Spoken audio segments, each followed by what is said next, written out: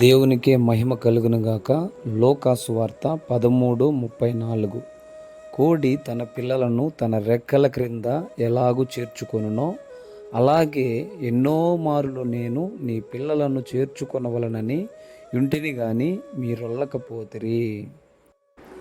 కోడి ఏ విధంగా అయితే తన పిల్లలను తన రెక్కల చాటున కాపాడుకుంటుందో అదే విధంగా మన పిల్లలను కూడా దేవుడు తన రెక్కల చాటున భద్రపరచాలని ఆశపడుతున్నారు.